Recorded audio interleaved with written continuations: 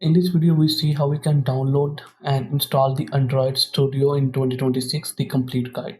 So before we start, please subscribe this channel Schematic World and like this video. Now we see how we can download, install the setups related to the Android Studio, and after that we run our first app. You need to be open any kind of browser and search with Android Studio. When you search the Android Studio, then click on this Android developer web page, download Android Studio and app tools. Then that web page is opened. So that's the Android Studio uh, Panda 4. So click on that button, scroll down, tick mark on it, and click on this download the Android Studio Panda 4. I already downloaded that file. That's why they say me this thing. So I cancel it. In your case, your downloading is start. That is the file of Android Studio, which is 1.33 GB. So it's take your time. So please, you have your good internet. If you don't have so much good internet, then you need to be wait here. So after that, we see how we can install it. Before we go into this installing, I just will show you there is a new features which is the best one. Try Gemini in Android Studio. So you can use the Gemini or AI to be write your codes in Android Studio and then just test it. So that's very good feature right now. So we right click on it and run as an administrator here first of all there. So Android Studio setup is there. Click on next here. Now they ask you for Android virtual device. I recommended you can tick mark on it. If you don't have the space, then it's okay. You can use your mobile phone for testing. But if you have the space and your requirement system is good, then you tick mark on it. So if we talk about the Android system requirement, which is needed for this Android Studio, so we need 64-bit processor. Most of time, the latest PCs and laptops have this one, and we need a RAM minimum 4 GB bits there, but I recommended minimum 8 GB. And if you want the good response from the studio, the Android Studio, then you must have the 16 GB. And display, it's not matter, and graphic processor GPU, it's not matter in the case of Android Studio.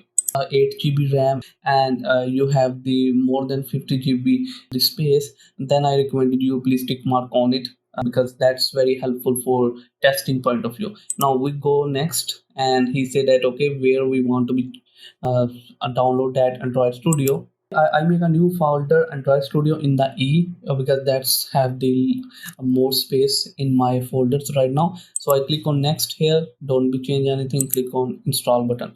So it's take the few time and our installation is complete, and we wait here, and then we see the next step of the complete, how we can completely functionize that Android Studio. Our installation is complete. We click on next here, and I tick mark on start Android Studio and finished. Now our Android Studio Panda 4 is start. So don't be rush. The installation is not completed right now. So I show you the next step, how we can install the different packages and tools and emulator which help us to be run that complete Android Studio properly. So that's the welcome screen. Click on next here. So there are the two options for standard and for custom. If you are beginner, then you click on standard, don't be go with the custom. If I click on custom and go next, so you can choose your tools or API which you want to be download or added. So I go previous and click on standard here, and then click on next. I change the Android SDK location and then click on next. So these are the current settings, and these are the tools which are going to be installed. So click on next here, click on accept, and after that click on next. So it's depending on your internet speed. So if you have the good internet speed, then it's quickly downloaded and install these packages, tools and SDKs. Otherwise it's take the time, so you need to wait here. So after that I show you how we can create our first project. So the downloading component is complete, and we click on this finish button. Now our Android Studio is completely installed, and there is the project section. So there are the three options in the project section. New project, we can create a new project, open the previous project and already saved projects, and then we can click on clone the repository, so we can clone it from here. So there are the more actions from here, so okay, you can do it. So there's the second page is customization page. So in the customization page, it is the theme, so you can change the theme into the light. So island talk, so I prefer this one. So you can change the language and the font also. So this is the plugin, very important. So there are a lot of plugins which you can install it. The Flutter, most of the people are using this one for the multi-device coding. So yeah, the Flutter you can install it, and there are also a lot of different plugins which you can install according to your requirement. And this is the learning page. So we go into the projects page and we click on this new project. In this new project we have these phone and tablet, because in the phone and tablets a lot of different devices are using the Android right now. So the phone and tablets where the OS like the watches also using the Android, televisions, cars and XR. Okay, so now we choose the phone and tablet and we go with the empty activity. So click on next. Now here you can write your name of the app which are you going for making. In my case, I am going to be make the app with the help of AI. It is the pocket money tracker. Okay. So in the package name, you can write your brand name here. So I write down my channel name here. So you can also write your brand name here, and the after your brand name, this is your app name. So where it's going to be go for saving, so you can change the location also. So I change the location.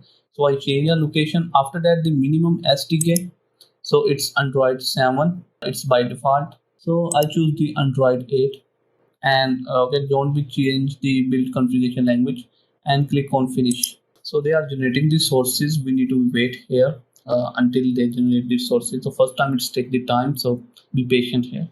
So wait until the complete build is happen here. Okay, so you can click on this build button to see your build is completed or not. See, that's our main file, the main activity.kt, on which we have the UI and the logics.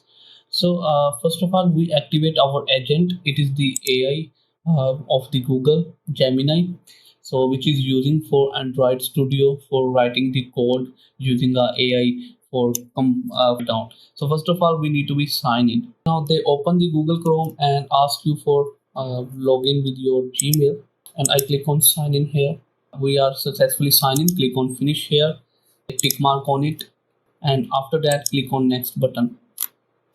Again click on next, click on use all Gemini feature, apply to all project, and click on finish. Now our AI model is successfully attached with our Android Studio.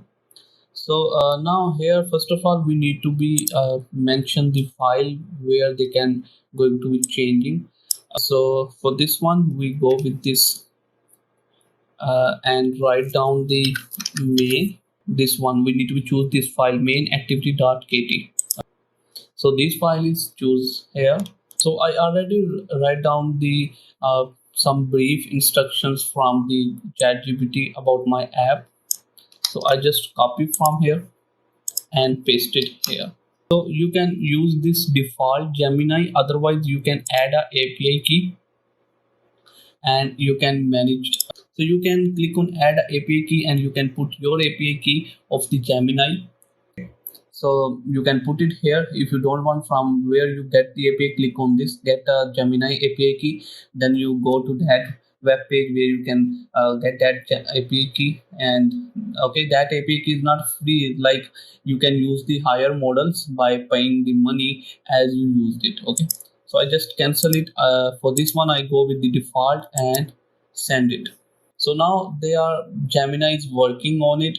So as they working on this project, so Gemini complete our work, and after that we need to be click on this always allow or allow if you want. I click on always allow, So now they just be changing the code, applying the code in our main files. Again, I click on allow here. So they are editing the files. Okay. So again, he asked me to give a permission to run that command. Again, give allow. So again, click on allow. That's error is come because our project is not completely built. So we need to wait here that it's completely built. Now the changes are applied here. I try the virtual device to be connected, but for the virtual device, I need to be download the load of stuffs also. So that's where I just be connected my device. So for this one, you need to be have the Wi-Fi. If you both devices have the same Wi-Fi, then you connect through the Wi-Fi. You go into this running device, and now click on this plus icon, and then they show you. If I close it first of all, then this interface is in front of you. You click on this plus icon. So this is the virtual devices, a pair device using a Wi-Fi option also. So this is the virtual device. You can click on it.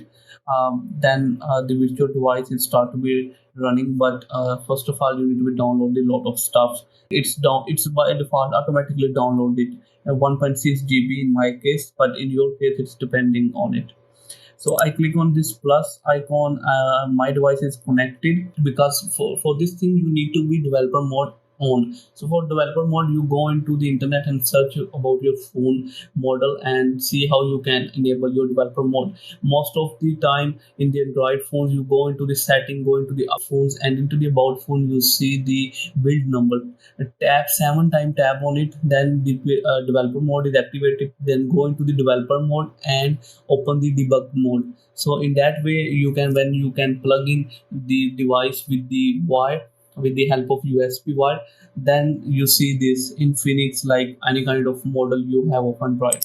So I double click on it simply, then that my phone is connected here. So after that I go into the agent, and I see he's editing the file right now. So we just we wait here until our editing is complete, and then we run and observe how our file, like our project is worked or not.